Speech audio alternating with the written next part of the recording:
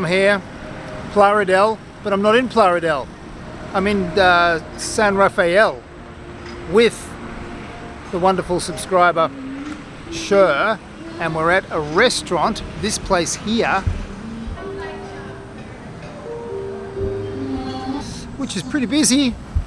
It's a pretty busy little not so little restaurant. A little bit of live music just to make it almost impossible to vlog. Alright, gonna go and grab a table. Better put this on. With the karaoke pumping in the corner and the waiter losing our order, we eventually had a salad and hit plan B. Sometimes you have to know when to give up.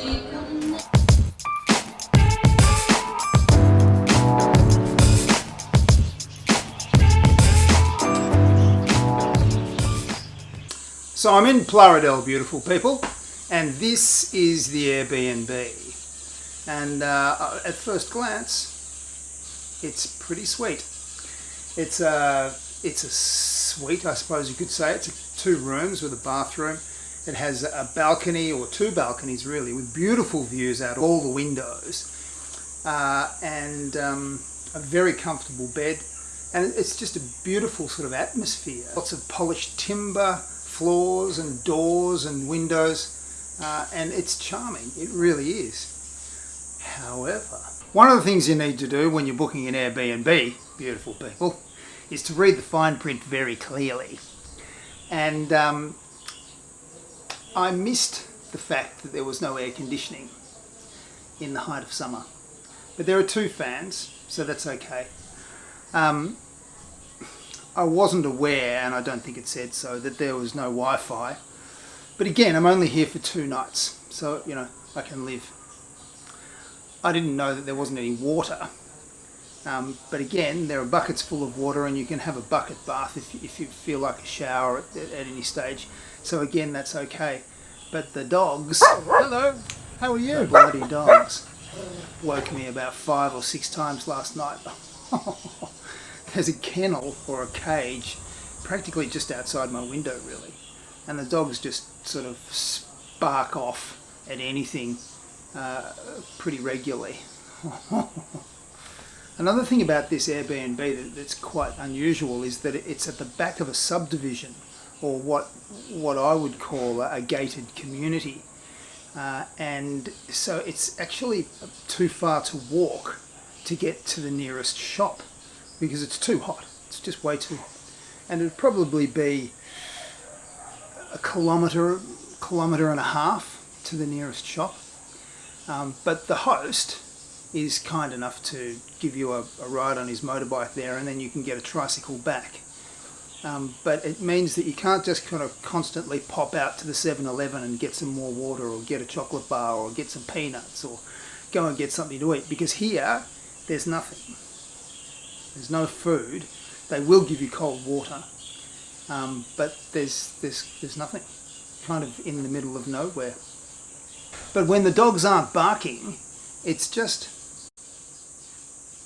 beautiful. It's just rustic charm. It's very quiet when the dogs aren't barking.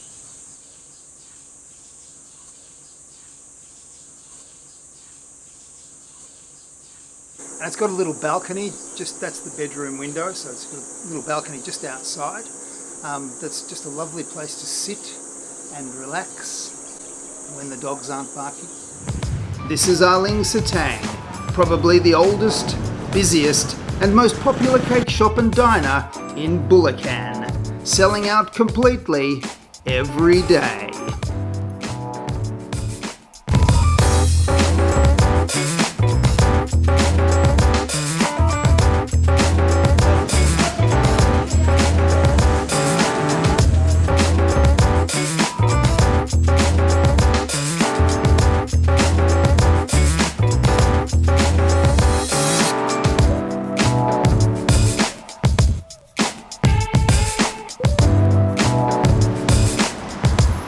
So unfortunately at Aling Sitang they don't have dine-in, so we couldn't eat there.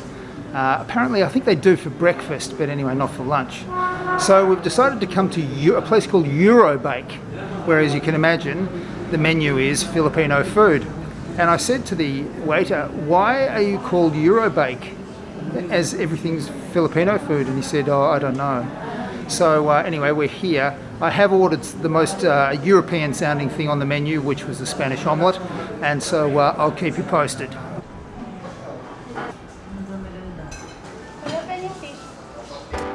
While stocking nothing from Europe, every snack, cake and spread known to the greater Filipino cookbook seem to be represented here. It's a culinary kaleidoscope of colours, tastes and textures. So we've been all over the place today. We started in Plaridel because that's where the Airbnb is.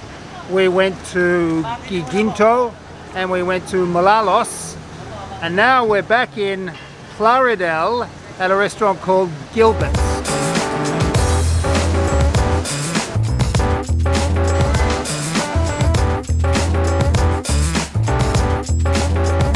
Well, it's not quite 7 o'clock and there's a big queue downstairs. Gilbert's is going off, and I haven't even had a chance to look at a menu.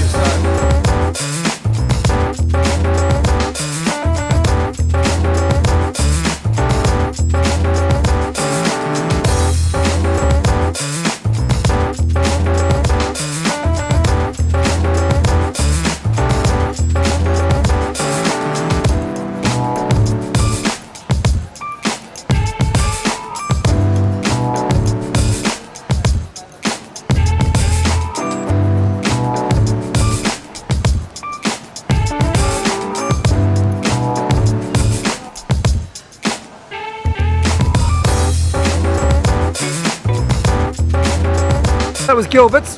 It was way too noisy to speak to the camera. It was difficult speaking to each other really, but it was nice.